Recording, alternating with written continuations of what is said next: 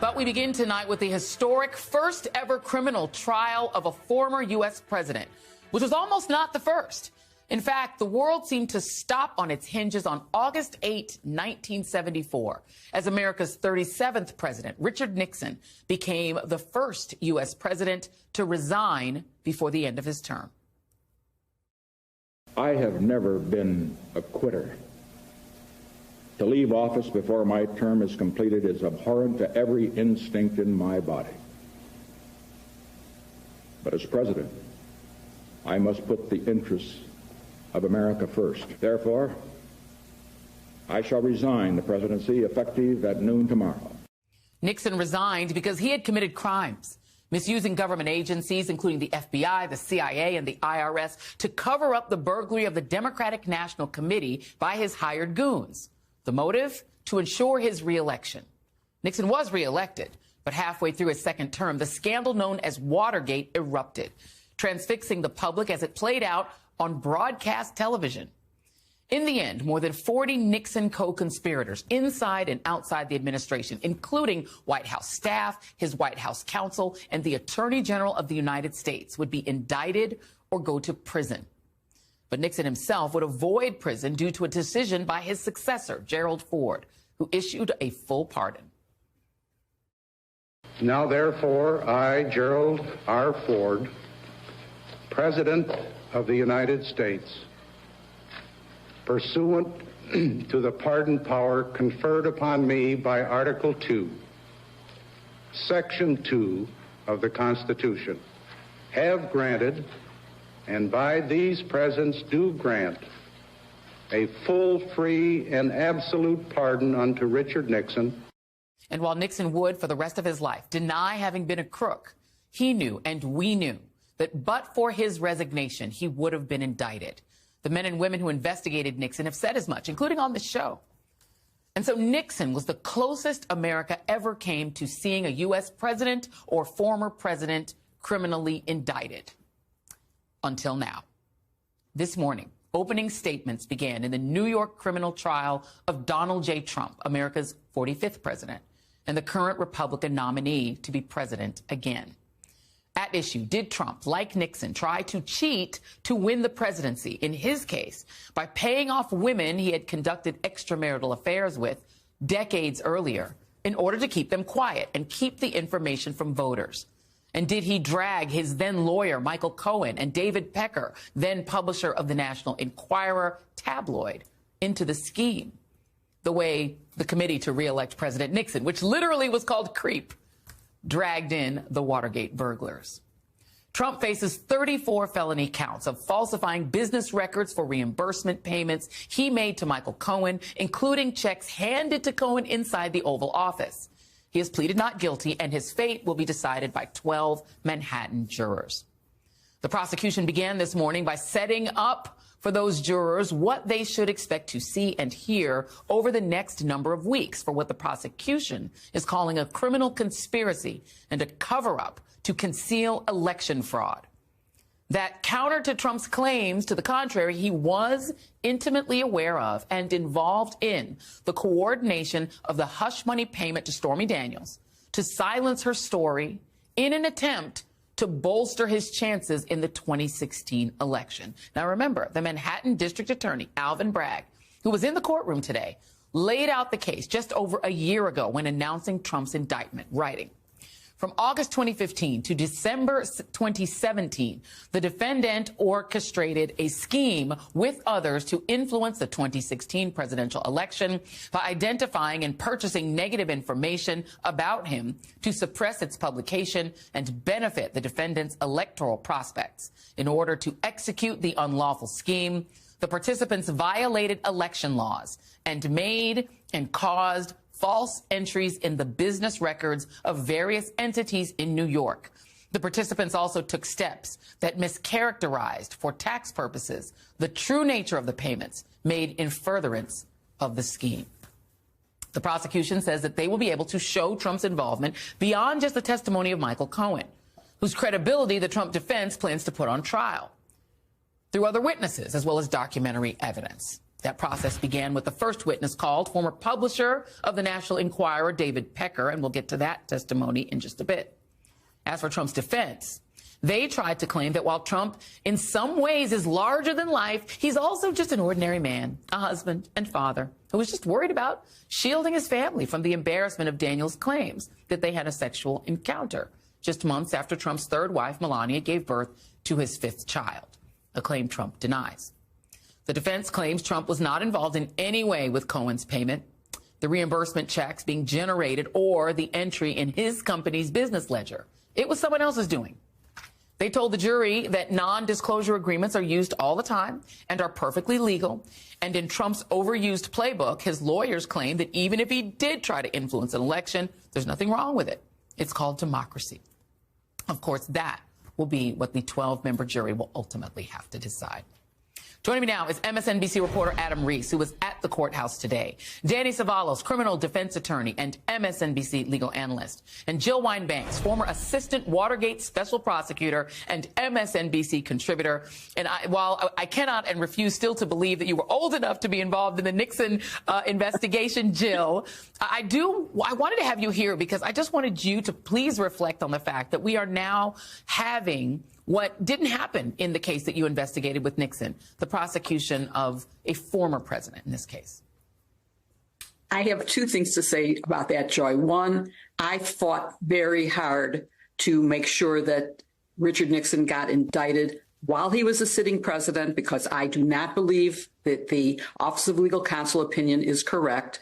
But I fought even harder to make sure he was indicted as soon as he resigned and was an ordinary president, not the sitting president.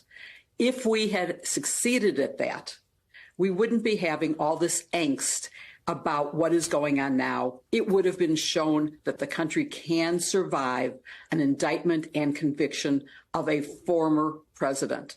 But the other thing I want to say is that we have to learn to say the right words. This is not a hush money trial.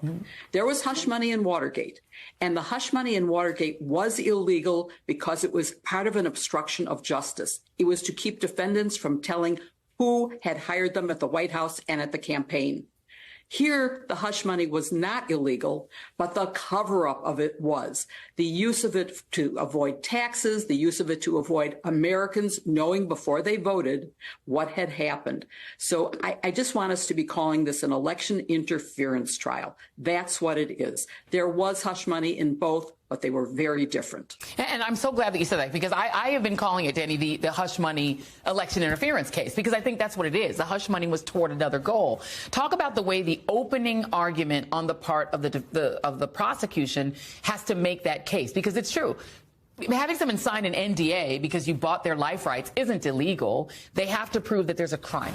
The prosecution essentially has to prove two major things. Number one, that Trump falsely was involved in the making of these false entries in documents and business records, but also that the intent was to influence the election. And that's why in opening statements, the defense somewhat surprised me. And maybe it's a little taken out of context, but the idea that they would come out and say, hey, there's nothing wrong with wanting to influence an election. That's called democracy.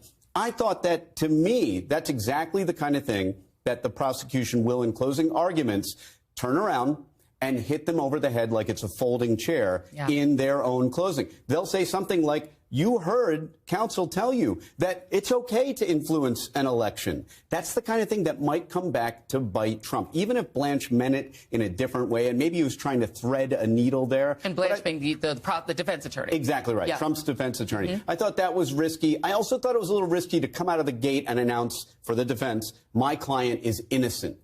To a defense attorney, that seems like taking on a burden that you simply don't have to take on. We have no burden on the defense. Right. We need to prove nothing.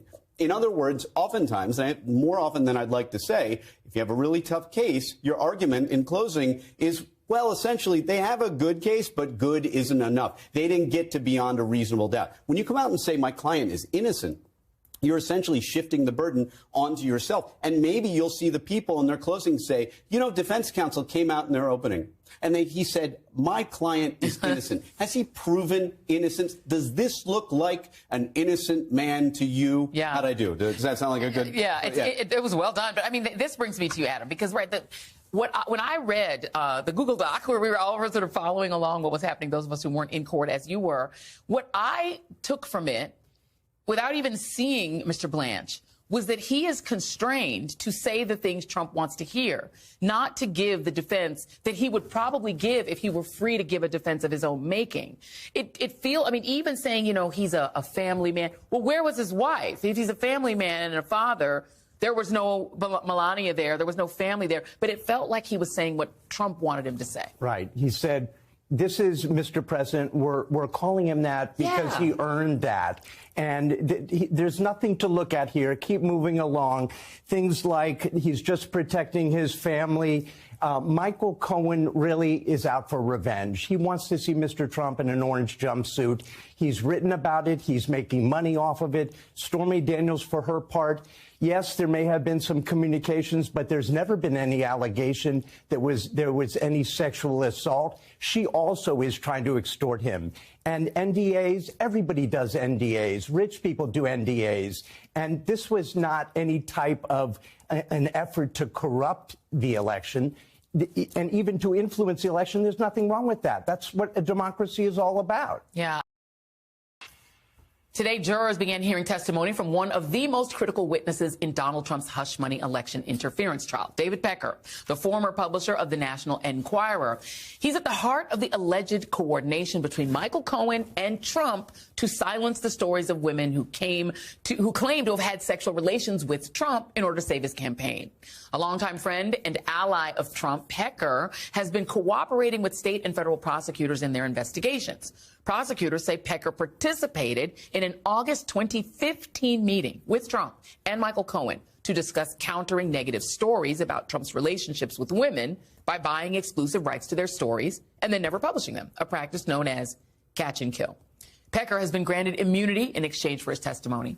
And in 2018, the Enquirer's parent company, American Media, Inc., made a deal to avoid federal prosecution, acknowledging that it paid $150,000 to Playboy model Karen McDougal for her story about an alleged affair and held it until after the election. In October 2016, Pecker is alleged to have aided Trump yet again, brokering the deal that led to Michael Cohen's $130,000 payment to Stormy Daniels. Pecker testified for less than 30 minutes today, but is expected to take the stand again tomorrow.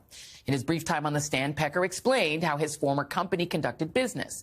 He told the court, quote, "We used checkbook journalism and we paid for stories. I gave a number to the editors that they could not spend more than $10,000 to investigate, produce, or publish a story." Joining me now is Christy Greenberg, former SDNY Criminal Division Deputy Chief and MSNBC legal analyst, who is in the courtroom today. And back with me are Adam Reese and Danny Savalos. Adam, I promise to come to you first. Right. Well, David Pecker is going to take us right into this scheme, the conspiracy. They gather at Trump Tower. You've got three players, three co-conspirators, Donald Trump, David Pecker, and Michael Cohen. And the Access Hollywood tape comes out. The campaign is turned upside down. What are we going to do? They're on defense. So they hatch this plan. They meet at Trump Tower. They're going to do three things. They're going to catch and kill. Three stories: Stormy Daniels, Karen McDougal, and this doorman who's got this story of Donald Trump fathering a child unwed, which apparently isn't true. That's number one. Number two, they're going to attack his opponents in the 2016 election, Ted Cruz, Marco Rubio. And number three, they're going to promote good stories. We are hearing now from David Pecker right at the end of trial today. He's going into his emails. He's got 2 emails. He's got a number of telephones. We're going to start hearing these communications, texts, emails. It's the documentation, the checks. It's all of that that will back him up. And as Danny said, he could be as important a witness as Michael Cohen. And so, Christy, well, thank you for being here. And so you were at SDNY. We were talking off. I'm going to bring our off-the-record conversation during the break online. I mean, the issue here is that Michael Cohen was prosecuted by the Southern District of New York, where you used to work. But the Southern District of New York could not prosecute Trump at the time, he was a part of the conspiracy. He's named in the Cohen indictment, right? Individual one, but he was president, so he was untouchable at the time. To me, the problem the defense is going to have is explaining how what Cohen did is a crime, but he did it for individual one, but that person also isn't guilty of a crime.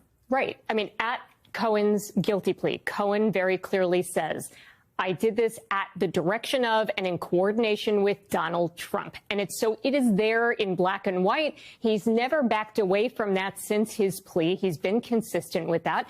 And so, yes, that piece, I think, is going to be really hard for them to deal with. And they honed in on this in the opening, the state. They were very clear. Who was the beneficiary? Yeah. Who was this at the direction of? The same words that Cohen used, you saw in the opening today, because it's a key point. The jury will very clearly use their common sense and understand that. Everyone will understand, Danny. Michael Cohen isn't the one who had an affair with these women. So he had no reason to do it. There's no reason to take out a $130,000 second mortgage on your home that you then have to make up lies to the bank in order to qualify for it, because you wouldn't have qualified other than making up stuff on the form. So then you committed that secondary crime. What reason would he have to do that if he wasn't doing it for Trump and if Trump wasn't going to pay him back? I'm glad you brought that up, because that's a great example. If Michael Cohen had been an ultra-rich friend of Donald Trump, and he could just reach into his pocket and pull out $130,000, then that might be a tougher argument to make. But what you're pointing out is Michael Cohen did this at great risk to himself, at great cost to himself, at great difficulty. Imagine for anybody going and getting a mortgage for the purpose of paying hush money. That is not something that you would do unless you had some tremendous benefit from that. And for Michael Cohen, there was none. The only person benefiting was Donald Trump. So I think the state is going to benefit from that. In addition, they have corroboration. I mean, we've spent so much time talking about Michael Cohen being not credible. I don't know that it matters all that much.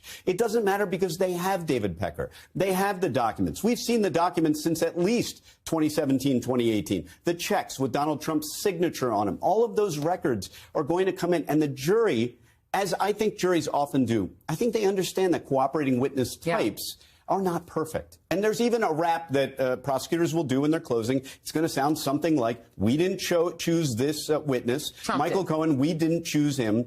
Trump did. That's who Trump did business with. That's who we had to bring in here to tell you the story. So, look, so far, Prosecution 101, they're following the playbook. We'll see how it goes. Let's talk about how the jury, you guys were in the courtroom, what the demeanor of the jury, you were talking a little bit about that. How were they reacting to the things they were hearing, both from David Pecker and from the prosecution and the defense? So I was very keen on when the prosecutor was talking through the Access Hollywood tape and the language there. And I didn't see anybody flinch. There was no visible reaction to that language. There was a visible reaction when both sides were talking about how frugal Donald Trump was. At least one juror smiled and kind of, like rolled her eyes a little bit. Like there were reactions to that, but otherwise it was tough to read them. It was day one. It was a short day. They were listening intently and they were actually taking copious notes. So we'll have to see as it goes on. There'll be some witnesses that aren't as exciting as David Pecker. But for today, they were listening intently. What do you all expect to hear? Because David Pecker is going to testify in greater, because today was Passover, so obviously they had a shorter day. What do you all expect to hear from David Pecker? What do you think more he will bring to the table? I think David Pecker is a great witness for the people because he's going to describe a scheme. In other words, this will not be a case where we're looking at one or two or really the transactions that are in the indictment in isolation. David Pecker is going to set the stage. He's going to take us back to the beginning. In the beginning, there was a meeting. And in that meeting, we talked about our catch and kill thing that we did. And notice that even in his opening testimony, David Pecker described what he called checkbook journalism. That actually is at odds with what Trump's defense counsel said in his opening, which was to portray this as, well, look, the Inquirer does what it does. We don't have any control over their editorial capacity or what they do. So instead, David Pecker is going to really describe the culture of what his business did and what he did through his relationship with Michael Cohen, with Donald Trump. And remember, they were friends. He may have information that we don't even know about yet through that friendship. So, again, David Pecker is at the lead, and I think that's for a reason. The people feel comfortable with him. They feel like they can come out of the gate with a bang, and I think that's what they're going to do. And he'll tell the full truth. He already cut a deal. Hey, everyone. MSNBC has a new and improved app. You'll get real-time alerts and analysis, live blogs, in-depth essays, video highlights, and the best 2024 election coverage. Download the new MSNBC app. Here's how to do it. You tap on the App Store on your phone. You hit search on the bottom right corner. You type in MSNBC. You click on the MSNBC app. You click on Get or the cloud icon and enjoy it.